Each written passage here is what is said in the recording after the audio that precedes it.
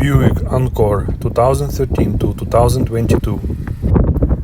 To remove the side view mirror, you first need to remove the door panel. To do this, unscrew one bolt behind the door release handle and a second one in the armrest.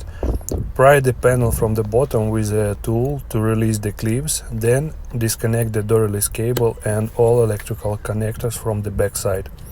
Once the panel is off, you will have access to the 3 bolts securing the side mirror. Unscrew them and disconnect the mirror's electrical connector.